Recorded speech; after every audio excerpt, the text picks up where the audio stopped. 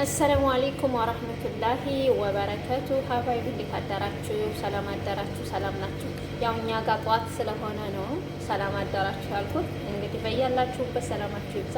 እንዲሁም ክርስቲያን ወገኖቼ እንዴት ናችሁ? ደህና ናችሁ ወይ? ከኔ ጋር አልሐምዱሊላህ ረብል ዓለሚን። ዛሬ ይዤላችሁ የመጣሁት ምርጥ የሆነ ጥርሳችንን የምናጸዳበት ማጽጃ በጣም የሚያምር እኔ ለራሴ የጠቀመኝን እናንተም እንድትጠቀሙበት ብዬ ይዤላችሁ ቀርብ ያለው። ወላሂ በጣም ነው ሽታው ደስ የሚለው። ከዛ ላይ በጣም ያጸዳል።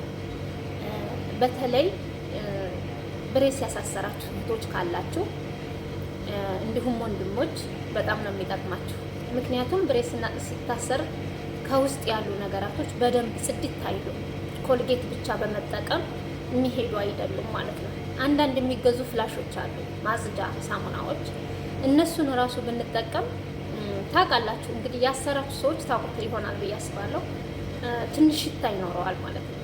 እሱን ለማጥፋት በጣም የሚጠቅም ውህድ ነው ዛሬ ይዤላችሁ የመጣሁት። ሀቂቃ ዱዓ ታደርጉልኛላችሁ ማለት ነው። ይሄንን ተጠቅማችሁ እኔ ለራሴ የምጠቀምበት ነው።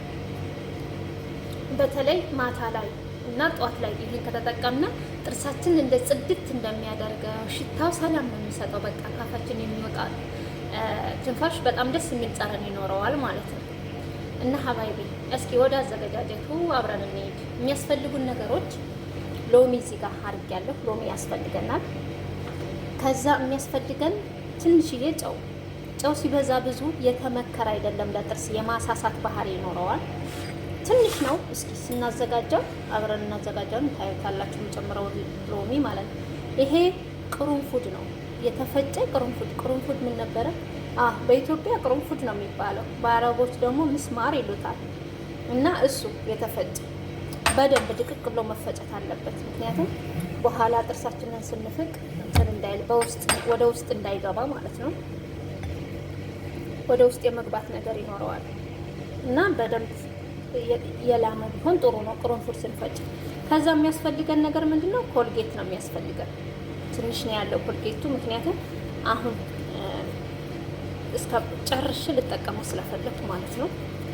አዲስ መክፈት አልፈለኩም፣ ይሄ ማለቅ ስላለበት እና አዘገጃጀቱ መጀመሪያ እዚህ ጋር የምናደርገው ምንድነው? እዚህ ጋር የምናደርገው ቅርንፉዱን ነው፣ የተፈጨ ቅርንፉድ። ከዛ ምንድነው የምናደርገው? ትንሽዬ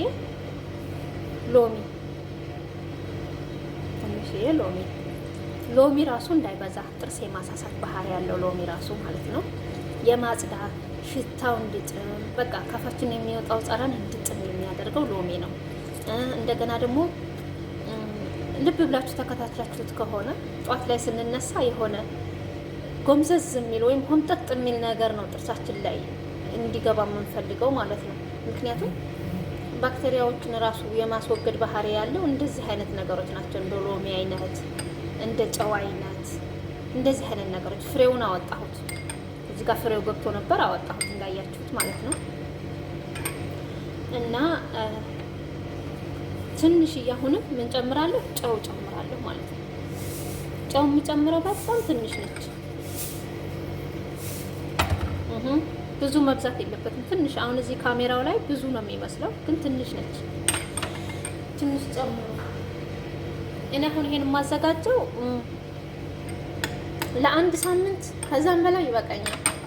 10 ቀን እንደዚህ እጠቀመዋለሁ ማለት ነው። አይበላሽም፣ ምንም አይበላሽም። ምን ታደርጉታላችሁ? ክዳን ባላት እቃ ታደርጉታላችሁ። እኔ ክዳን ባለው እቃ ነው አሁን የማስገባው። ሻወር ቤት አስቀምጠዋለሁ። በምፈልግ ሰዓት ተነስቼ እሱን ነው የምጠቀመው ማለት ነው።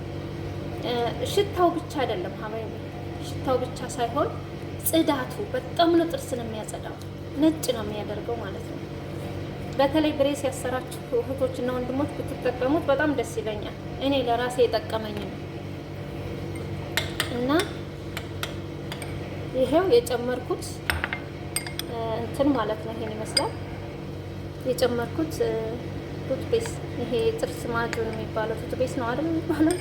እሱ ማለት ነው። ይሄ ነው ኮልጌት ማለት ነው። ኮልጌቱ ነው ይሄ። ከዛ እንደዚህ አደባልቀዋለሁ። እንደዚህ አደባልቀውና ነጭ ሽንኩርት የሚያደርጉ ሰዎች አሉ። በነገራችን ላይ ነጭ ሽንኩርት በጣም ጥሩ ነው፣ ግን እኔ ነጭ ሽንኩርት ሽታው ብዙም አይመቸኝም።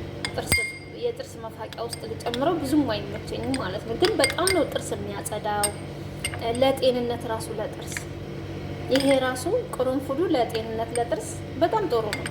እንደውም ስቲል ድሮ እናቶቻችን ጥርሳቸው ሲያማቸው ይነክሱበት ነበር ማለት ነው። እና በማንኛውም ሰዓት ጥርሳችሁን የሆነ ህመም እንኳን ቢሰማችሁ ቀጥታ በዚህ ስትፍቁት ዝም ነው የሚለው። ምክንያቱም ይሄ ቅርንፉድ አለው። ቅርንፉድ በጣም ጠቃሚ ነው ለጥርስ ጤንነት ማለት ነው። እና እንደዚህ አድርገን ምንድነው የምናደርገው? ክድን አድርገን ሻወር ቤታችን ጋር እናኖራለን። በምንፈልግ ሰዓት የምናገኝበት ቦታ ላይ ማለት ነው። የሚመቻችሁ የምትጠቀሙበት ቦታ ላይ ማስቀመጥ ነው። በፍጹም አይበላሽም። በፍጹም 20 ቀን 1 ወር ራሱ ቢቀመጥ እናንተ የማይመቻችሁ ከሆነ ይሄን ለማዘጋጀት የማይመቻችሁ ከሆነ አንድ ጊዜ አዘጋጅታችሁ ለወር ራሱ ማድረግ በጣም ነው የሚቻለው። አይበላሽም።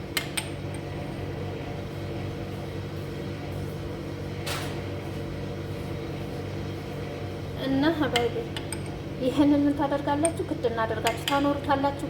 ቅርሳችን ብሩሽ መጀመሪያ ብሩሹን እናጥብና ውሃው መራገፍ አለበት። ከነ ውሃው ካደረግነው ትንሽ የመቅጠን ባህሪ ሊኖረው ይችላል። የመቅጠን ባህሪ ሊኖረው ስለሚችል ብሩሹን ትንሽ አርገፍ አድርገን ውሃውን አራግፈን እዚህ ጋር ትንሽ ይዘን ብንወጣ በቃ 2 ጊዜ ካረጋችሁት እንደ ጥርሳችሁን እንደሚያደርግ በቀን 2 ጊዜ በዚህ ከተጠቀማችሁ ጥርሳችሁን በደንብ ነው የሚያጸዳላችሁ ማለት ነው። እስኪ ሞክሩትና ኮመንት አስተያየታችሁን ኮመንት ላይ አስቀምጡልኝ። የዩቲዩብ አዲስ ነኝ፣ አበረታቱን። ሸር፣ ላይክ፣ ሰብስክራይብ እያደረጋችሁ አበረታቱን። ወላሂ ለእኔ የጠቀመኝና ያመጣሁላችሁ በጣም የሚያምር ውህድ ነው፣ ተጠቀሙት። እና ይሄን ይመስል ነበር ለዛሬ ይዤላችሁ የቀረብኩት። ኢንሻአላህ ነገ ደግሞ በሌላ ርዕስ እስከምንገናኝ ሌላ አዲስ ነገር ይዤላችሁ እስከምንቀርብ ድረስ አላህ በሰላም ያገናኝን። አሰላሙ አለይኩም ወራህመቱላሂ ወበረካቱሁ። ሀባይቢ አበረታቱን። አዲስ ነኝ ለዩቲዩብ አበረታቱን። መልካም ቀን ተመኘሁላችሁ። ያው እኛ ጋር ጧት ስለሆነ ነው። ቻው ሰላም